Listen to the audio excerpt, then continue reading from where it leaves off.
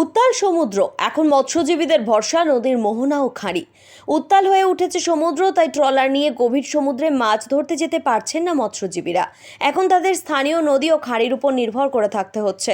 নদীর মোহনায় কোনো রকমের মাছ ধরে তারা উপকূলে ফিরে আসছেন। এক্ষেত্রে ক্ষতির মুখে পড়েছেন মৎস্যজীবীরা। মৎস্যজীবী সংগঠন সূত্রে খবর, ইলিশ মাছ ধরার মরশুমের প্রায় প্রথম থেকেই এবছর সমুদ্র উত্তাল রয়েছে। গভীর সমুদ্রে কোনো ট্রলার নোঙর করে দাঁড়িয়ে জাল ফেলতে পারছে না, তাই বাধ্য হয়ে মৎস্যজীবীদের বারে বারে উপকূলে ফিরে আসতে হচ্ছে। তাছাড়াও এবছর মৎস্যজীবীদের প্রায় সময় প্রাকৃতিক দুর্যোগের মুখে পড়তে হচ্ছে। সমুদ্র উত্তাল থাকার কারণে মাছ ধরতে যাওয়ার উপর নিষেধাজ্ঞা জারি করা হচ্ছে। এই পরিস্থিতিতে উপকূলে দাঁড়িয়েই বেশি সময় কেটে যাচ্ছে মৎস্যজীবীদের। তাই স্থানীয় নদীর মোহনা ও খাঁড়ি এখন তাদের কাছে ভরসার হয়ে দাঁড়িয়েছে।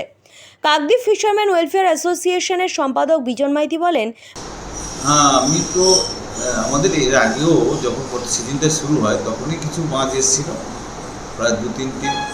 ইলিশের পরিমাণও ভালো ছিল এবং ইলিশের সাইজও ভালো ছিল এবং একটু আমদানি হতে ইলিশের দামও একটু কমেছিল। তারপরে প্রায় 1.5 মাস অতিক্রান্ত হতে গেল, এত ওয়েদার খারাপ, যার জন্য এত ভারী বর্ষা প্লাস হচ্ছে সমুদ্র উত্তাল।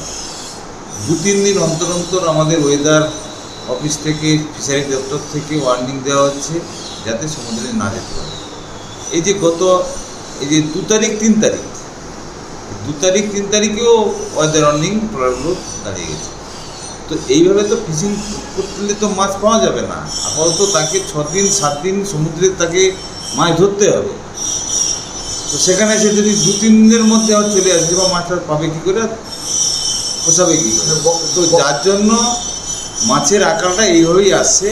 ওয়েদারটা হচ্ছে আমাদের পক্ষে নয় এবং পুবের বাতাসও আছে। যদি ওয়েদার ভালো হয়, কনস্ট্যান্ট যদি ফিশিং করতে পারে 7-8 দিন একটা ট্রলার, তাহলে কিন্তু মাছ একটা পাওয়া যেতে পারে। তো এখনও আমরা আশাবাদী, সিজন শেষ হয়ে যায়নি। রান্না পুজোর বাজারে হয়তো কিছু ইলিশ পাওয়া যেতে পারে। আর যদি না পাওয়া যায় তখন আমাদের হচ্ছে ওই মায়ানমারের ফ্রোজেন ইলিশ আর গুজরাটের ওই লম্বাটে ইলিশ, যেগুলোর কোনো টেস্টই নেই, এই ইলিশের উপরে নির্ভর করতে হবে। বেরোলেই হচ্ছে নিম্নচাপে পরিবেতে জাল বাইতে পারিনি, তার জন্য মাছও ধরা যাচ্ছে না। পরিস্থিতি খুবই খারাপ, ওয়েদার খারাপ, পরিস্থিতি খারাপ, ভরসা নেই। যদি ওরা 2 দিন ছাড়া নিম্নচাপ হয়, কী করে ভরসা পাবো? ওয়েদার তো খারাপ, সমস্যা অনেক দিক দিয়ে সমস্যা। মালিকের হচ্ছে কথা শুনতে হয়, মাছ ধরতে পারিনি, কী করবো? আপনারা দেখছেন news.in, একতরফা নয়, নিরপেক্ষ খবর। আপডেটেড থাকতে সাবস্ক্রাইব করুন আমাদের চ্যানেল news.in আর বেল আইকনটি প্রেস করতে ভুলবেন না।